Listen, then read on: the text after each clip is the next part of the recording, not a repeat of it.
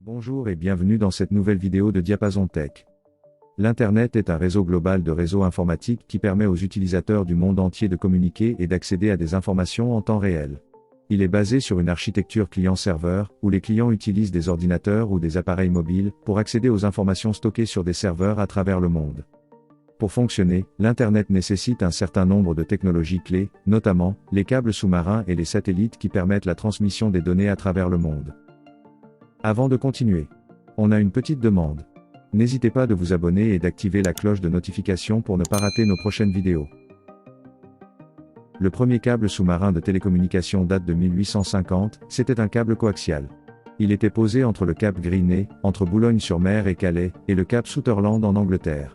Il a fonctionné pendant 11 minutes. Le premier câble transatlantique est posé en août 1858 entre Valencia en Irlande, et Trinity Bay, par deux navires militaires reconvertis en câbliers. Au total, 4200 km de câbles sont posés. La transmission du premier message de 100 mots entre la reine Victoria et le président des États-Unis, M. Buchanan, dura 1 heure et 7 minutes. Malheureusement, la ligne ne fonctionna que 20 jours. Le premier câble sous-marin reliant la France et les États-Unis fut posé en 1869, par la Compagnie française des câbles télégraphiques. Il reliait Brest à Cap Cod près de Boston, via Saint-Pierre et Miquelon. En 1870, suite à une requête du gouvernement britannique, un câble sous-marin reliant Londres à Bombay est installé. Cette mise en place fut initiée par le navire le plus long à l'époque, le Great Eastern. En 1882, l'Angleterre détenait près de 2/3 des câbles du monde. La distance actuelle estimée des câbles optiques sous-marins est de 1,3 million de kilomètres. Leur nombre évolue sans cesse, aujourd'hui il est de l'ordre de 428. Les câbles ont une référence mais bien souvent un nom. Arcos, Celtic, Malbec, Ulysse 2. Les câbles sous-marins jouent un rôle crucial dans le fonctionnement d'Internet, en permettant la transmission de données à haut débit entre différents continents. Il existe des milliers de ces câbles qui couvrent les fonds marins de toutes les régions du monde, reliant les centres de données, les fournisseurs d'accès Internet et les entreprises. Ils sont fabriqués à partir de fibres optiques qui transmettent des données à la vitesse de la lumière. Ils sont protégés par des gaines en acier ou en plastique, pour résister aux pressions des fonds marins et aux éléments naturels. Les câbles sont installés par des navires spécialisés, qui les déroulent sur le fond de l'océan à des profondeurs allant jusqu'à plusieurs milliers de mètres. Il existe plusieurs méthodes pour installer des câbles sous-marins, en fonction de la profondeur de l'eau, de la longueur du câble et des conditions environnementales.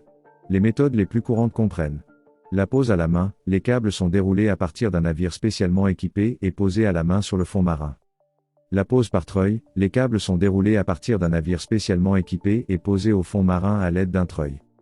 La pose par plongée, les câbles sont posés par des plongeurs professionnels. La pose par robot sous-marin, les câbles sont posés par des robots sous-marins contrôlés à distance.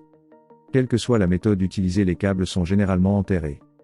L'enfouissement est une mesure de protection, mais elle n'est utilisée que lorsque cela est nécessaire, comme par exemple en eau peu profonde, où les chaluts et les ancres risquent de l'endommager. Le positionnement au fond de l'océan ne protège pas des actes délictueux, comme cela a été le cas en 2007, où des pêcheurs au Vietnam ont coupé 50 km de câbles pour revendre les matériaux. En 2015, c'est une ancre qui fut à l'origine d'une section de câbles privant presque toute l'Algérie d'Internet pendant 2 semaines. Il est important de noter que l'installation de câbles sous-marins est un processus complexe, qui nécessite une planification minutieuse, et une coordination étroite entre les différents intervenants pour garantir la sécurité et la fiabilité des câbles.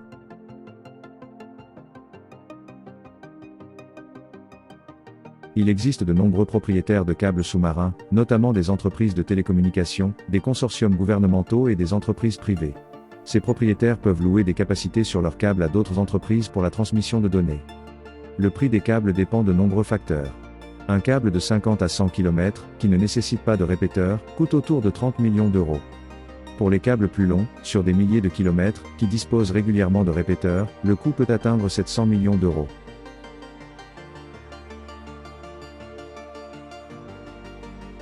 Les fibres optiques sous-marines constituent une infrastructure critique.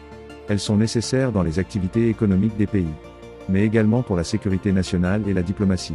Les gouvernements peuvent utiliser les câbles pour des communications confidentielles et pour surveiller les activités militaires et économiques dans les régions littorales. Cependant, elles sont fragiles. Nous avons déjà évoqué les risques accidentels, ou le vol pour revendre les matériaux, mais il reste les risques d'espionnage ou de sabotage en cas de conflit.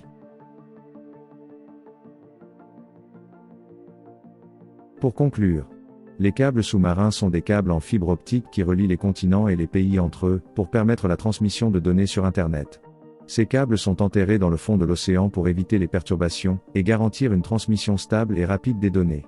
Les câbles sous-marins jouent un rôle crucial dans l'infrastructure d'Internet, en permettant la communication entre les différents points du globe. J'espère que cette vidéo vous aura plu. Si c'est le cas, mettez-nous un pouce j'aime pour soutenir la chaîne, et n'hésitez pas à vous abonner pour suivre notre actualité. Au revoir, et à bientôt.